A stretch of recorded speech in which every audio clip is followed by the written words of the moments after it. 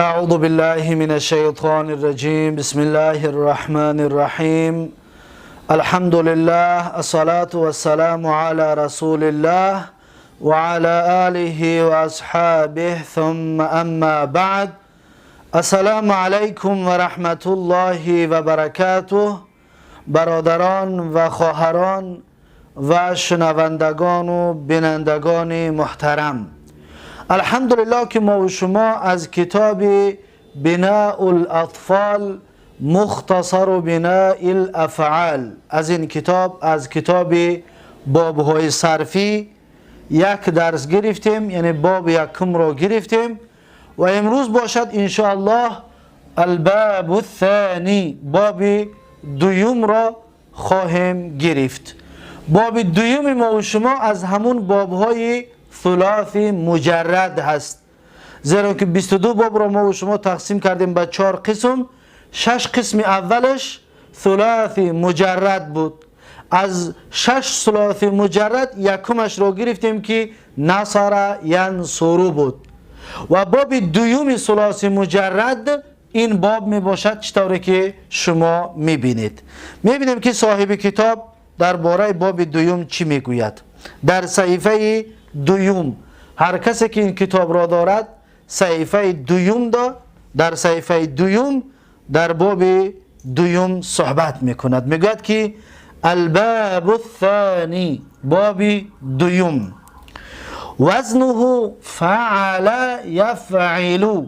دقت بتید، فعل یفعل، عین را ببینید فتحه است، عین را ببینید در فعل مضارع کسره است. فقط شما حرف عین را دقت بتید، فعل یفعل. موزونه، هم وزن باب دوم، ضرب یضرب. ببینید ضرب، عین را ببینید، عین باب فتحه است در فعل ماضی، یفعل یضرب در فعل مضارع عین باب چی است؟ کسره است. هر فعل را ما دیدیم که عین بابش کسره است، پس اون از باب دوم می باشد. مثلا ملکه، دقت بتید، ملکه یملکو. ببینید ملکه یملکو. یا میتونیم بگیم غلق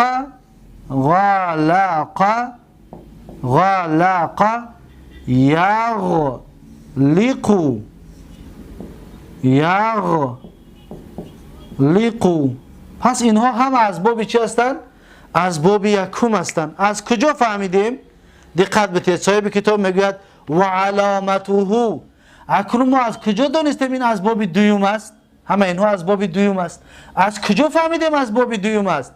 میگن نشانه باب دوم، علامت و نشانهش همین است که ان یکون عین فعله مفتوحا فی الماضی. میگه فعل ماضی را ببین، عین بابش مفتوح است، فتحه دارد. ببینید عین، فعل ماضی را ببینید، عین باب مفتوح است. فعل ماضی را ببینید، عین باب مفتوح است. و فعل ماضی را همچنین ببینید، عین باب چی است؟ مفتوح است. عین باب چی است؟ مفتوح است. غلق. پس ما دیدیم عین باب در فعل ماضی مفتوح است. یکم. و مکسورا فی المضارع. اکنون فعل مضارع ببینید عین باب کسره دارد. ببینید یفعی، عین باب کسره. یضرب، عین باب کسره. یملکو، عین باب چی است؟ کسره. یغلقو، عین باب چی است؟ کسره. پس اینها هم از باب چی هستند؟ از باب دوم. دقت بتید، از باب دوم. عین باب در فعل ماضی مفتوح است، در فعل مضارع مکسور است، می شود باب دوم، می شود از باب دوم. اکنون میگوید و بناؤه، یعنی که ساخت باب دوم برای چی است؟ ساخت باب دوم همچنین به مثل باب یکم ایضا للتعدیه غالبا به معنای متعدی می آید باب یکم، باب دوم. و قد یکون لازما، گاهی لازمیت به مثل باب یکم است، یکم فرقیت ندارد بینایش، یعنی بعضی وقت متعدی می آید، بسیار وقتا بعضی وقتا لازم می آید. اکنون مثالش را می آورد، میگوید که ضربه، دقت بتید، میگوید که این مثالی چه است؟ متعدی است. ضربه زیدون زیدون عمرن. ببینید عمرن، این فعل چی است؟ ضربه فعل متعدی است. از کجا فهمیده متعدی است؟ زیرا که مفعول به دارد.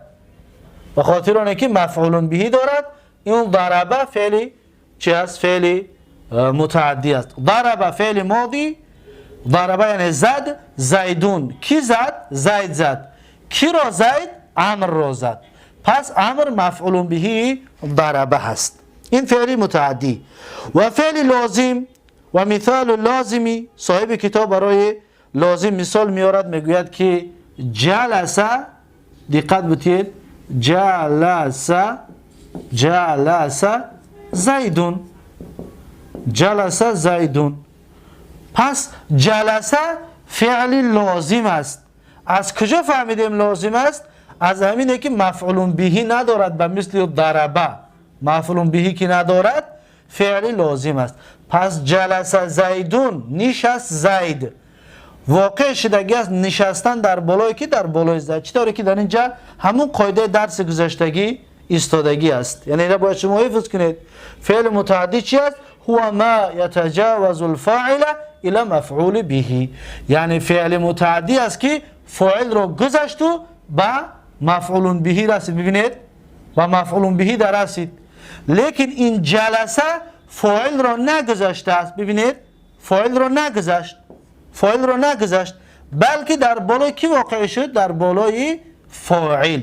برای خاطر میگه هو ما لم یتجاوزی، یعنی فاعل را نگذشت. ببینید نگذشت الى المفعول به مفعول به نگذشت، بل وقع فی نفسی، بلکه در خود فاعل واقع شدگی است. مثلا مثالش ببینید، ضرب زد، کی زد؟ زید. کی را؟ عمر را. پس زدن شتا در بالای کی واقع شدگی است؟ شتا کی خورد؟ عمر شتا خوردگی است. زید زننده است، لیکن عمر شتا خوردگی است. یعنی زدن در بالای امر واقع شد، زدن در بالای امر واقع شد. اینا میگن مفعول به، اینا میگن مفعول به. اینا چی میگن؟ فاعل. این فاعل است، این مفعول به. زدن در بالای مفعول به واقع شد. اما نشستن که نشست، کی نشست؟ زید نشست. زید خودش نشست، یعنی نشستن در بالای دیگه کس واقع شدگی نیست، بلکه زید خودش نشست. پس این مفعول به ندارد. این فعل چی است؟ فعل لازم.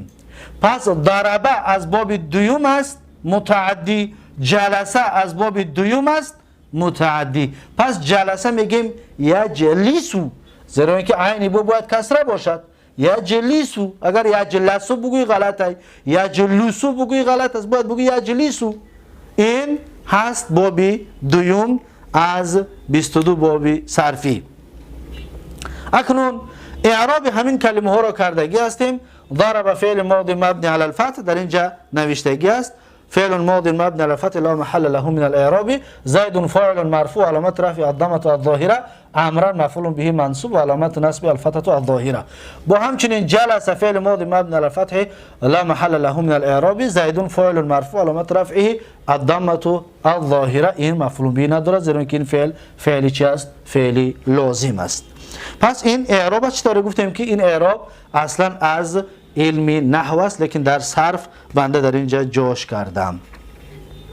خب این بود درس دویوم و همچنین باب دویوم از 22 باب صرفی. و این دویوم باب ثلاثی مجرد هست. از 6 باب ثلاثی مجرد این باب دویومش است.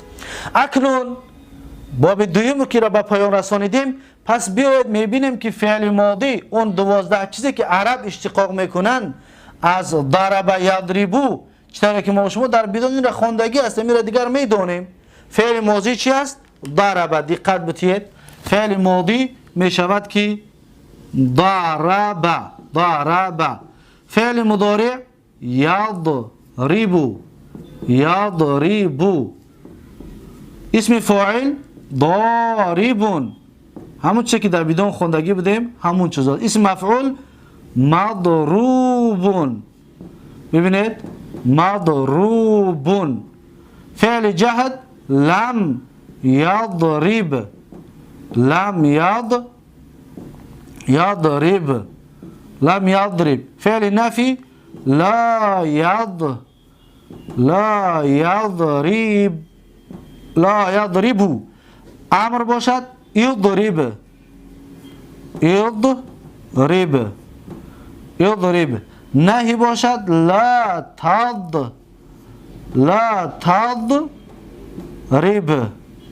تضرب. اسم زمان و مکان حدش یک خیل میاد، گفتادیم چی میشود؟ مض. ببینید مضرب بر وزن مفعول مضرب. و همچنین اگر که مصدر میمیش بگیم، اگر ر را کسره میکنیم میشه مصدر میمی مضرب. مصدر میمی مضرب این چی است؟ اسم زمان و اسم مکان. اسم آلتش میشود مضرب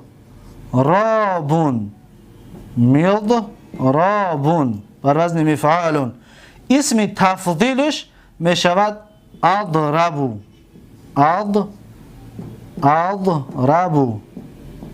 اضرب. پس این هست آن 12 چیزی که عرب از مصدر اشتقاقش میکنن.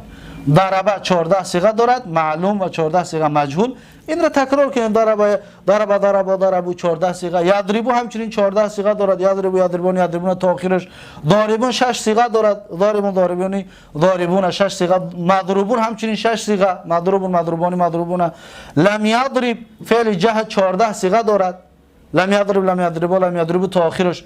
نفی 14 صیغه دارد. لا یضرب لا یضرب لا یضربون لا یضرب لا یضربون لا یضربون 14 صیغه.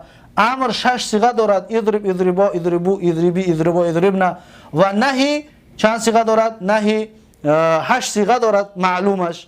لا تضرب لا تضربا لا تضرب لا تضربا لا تضربو 8 صیغه. و مجهولش 14 صیغه دارد. اینا در بدون به تفصیل گرفتگی بدیم. اسم زمان و مکان 3 صیغه دارد. مضرب مضربانی مضارب. اسم آلت همچنین 3 صیغه دارد. مضرب مضربانی مضارب. و اسم تفضیل 6 صیغه دارد که اضرب اضربون اضربون ضرب ضربیان ضربیاتون. پس این هست آن چیزی که عرب از مصدر 12 چیز اشتقاق میکنند. پس شما این ضربه را که 12 چه گرفتین، همچنین ملکه را هم بگیرید. ملکه یملک مالک مملوک.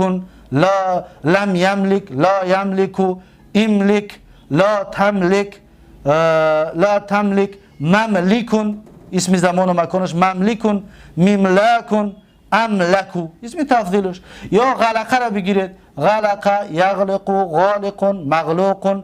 لم یغلق لا یغلق اغلق لا تغلق مغلق اسم زمان و مکانش مغلاق اغلق. همینطور 14 صیغه‌اش را در دفتر بنویسید، هر یک کدامش را، تا اینکه در ذهنتان خوب بماند این وزن‌ها و این باب دویوم. پس این هست درس دویوم، باب دویوم از کتاب بناء الاطفال مختصر بناء الافعال. با همین درس امروزه درس دویوم باب دویوم را به پایان میرسانم و تا درس آینده تا باب سیوم یکایک شما را به الله تبارک و تعالی میسپارم. هر کجایی که باشید سلامت و سربلند و موفق باشید. السلام علیکم و رحمت الله و برکاته.